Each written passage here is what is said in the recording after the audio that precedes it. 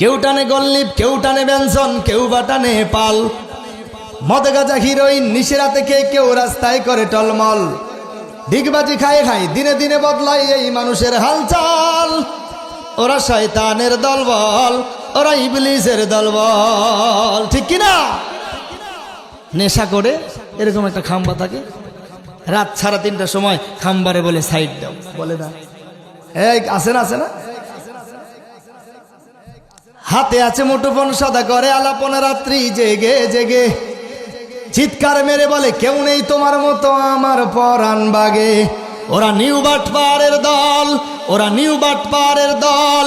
আর সুযোগে নাই পিস্তল, ওরা শয়তানের দলবল, ওরা ইবলিসের দলবল, ঠিক কিনা বলো? রাত্র যখন গভীর হয় সুন্দর করে ফোনটা কানে নিয়ে বলে তোমার ছাড়া আমার আর কেউ এই, বলে না? হ্যাঁ। ধূমপান বিষপান জানে না কোনজন, এই কথাটার মানে জেনে শুনে আরো বেশি বেশি করে আকিজ বিড়ি টানে। কি বিড়ি? এদিকে কি বিড়ি চলে? আবুল বিড়ি। ধূমপান বিষপান জানে না কোনজন, এই কথাটার মানে জেনে শুনে আরো বেশি বেশি করে আবুল বিড়ি টানে। মদ আর গাঁজা খাওয়া, শুধু ঘুষ দেওয়া নেওয়া ইসলামে হারাম। রাহাজারি অন্যায় জুলুম যাতনা নয় মুসলমানের কাম। ওরা ধনে বলে সবল, ওরা ধনে বলে সবল, আর নামায় কামের দল, ওরা শয়তানের দলবল, ওরা ইবলিসের দলবল, ঠিক কিনা? এই দুইটা জিনিস আজকে আমাদেরকে ধ্বংস করে দিয়েছে। আমার ভাইরা, রাত্র গভীর হয়ে যাচ্ছে, আর একটু চালাবো? আর একটু চলবে? আচ্ছা ঠিক আছে, আপনারা অনুমতি দিলে চালাবো আর কি। কারণ প্রধান মেহমানদেরকে 10টায় তুলে দিবেন, 12টার মধ্যে মাহফিল শেষ হবে। আপনাদেরও শুনে মজা হবে, আমাদেরও বলে মজা হবে, ঠিক কিনা আমার ভাইরা? তাহলে যেটা বলতেছিলাম, এই 4টা আমল আমরা করতে রাজি আছি তো ইনশাল্লাহ। এইবার 3য় নাম্বার আমলটা একটু বলতে চাই আপনাদেরকে, শুনবেন? কোরআন বলছে ওয়াকাদা রাব্বুকা আল্লা তা'বুদু ইল্লা ইয়াহু ওয়া বিল ওয়ালিদাইনি ইহসানা। আল্লাহু আকবার। ওয়াকাদা রাব্বুকা আল্লা তা'বুদু ইল্লা ইয়াহু ওয়া বিল ওয়ালিদাইনি ইহসানা। আল্লাহর ইবাদত করার পর পিতামাতার ইবাদত করব, পিতামাতার আনুগত্য করব। আমরা এখানে যারা উপস্থিত আছি, আমরা কি আল্লাহর ইবাদতের পরে পিতামাতার আনুগত্য করি? করি? কারা কারা করি? হাত তোলেন।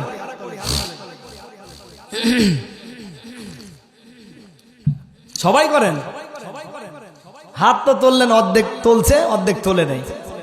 তার মানে পিতামাতার আনুগত্য এই এলাকায় চলে? হ্যাঁ বলেন না কেন চলে না? আল্লাহ বললেন যেখানে আমার আনুগত্যের কথা, ওখানেই পিতামাতার আনুগত্যের কথা। আল্লাহ পাক রব্বুল আলামিন কেন এই কথা বললেন আমার ভাইরা? কারণ আজকে তুমি টাকা চাও, পয়সা চাও, সম্পদ চাও, অর্থ চাও, মার কদমে সেজদা দাও।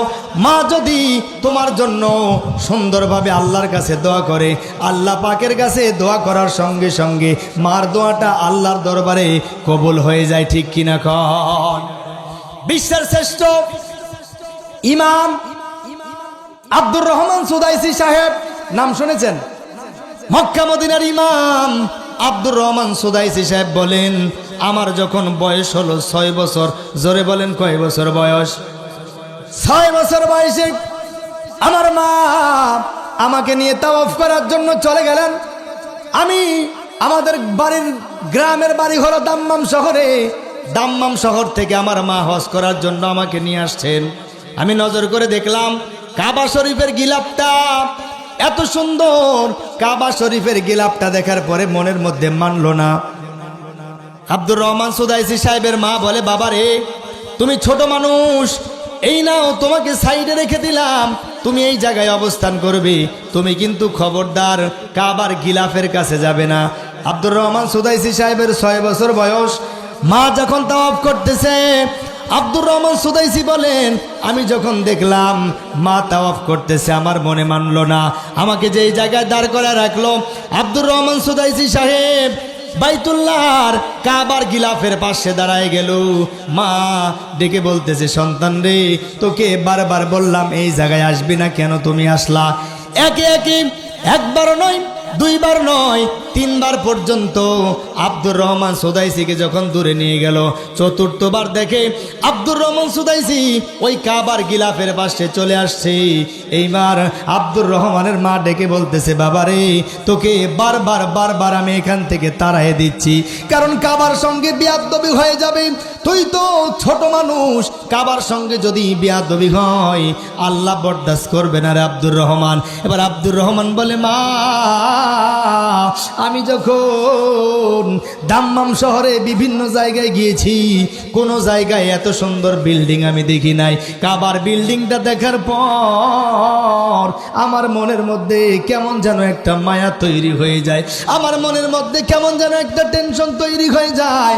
যারা হাজী সাহেব, আপনারা হজ করতে যারা গেছেন, যখন কাবার প্রান্তরে দাঁড়াবেন, দেখবেন দুনিয়ার জমিনের সমস্ত টেনশন পেরেশানি দূর হয়ে যায়, শুধু আল্লাহ আর রসুলের নাম কলিজায় থাকে। কথা বলেন ঠিক কিনা?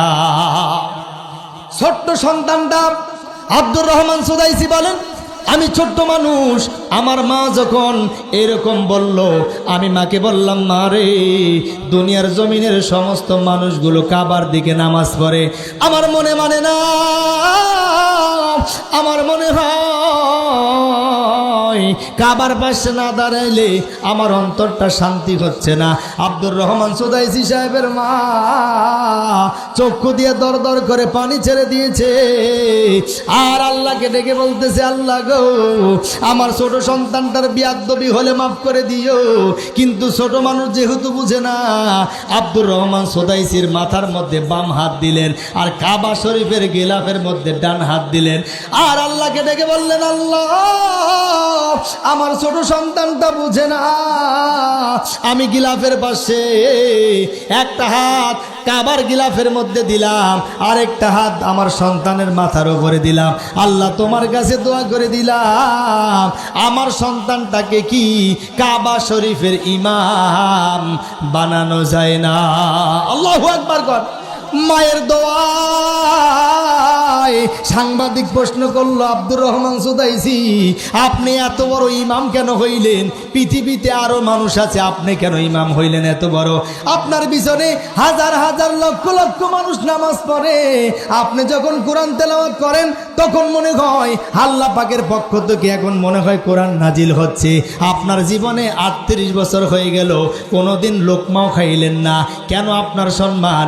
আব্দুর রহমান সুদাইসি বলে, ওই দিন আমার মা আমার মাথায় হাত দিয়ে আর কাবার গিলাফে হাত দিয়ে আল্লাহর কাছে দোয়া করার সঙ্গে সঙ্গে আমার মায়ের দোয়া আল্লাহ তাআলা কবুল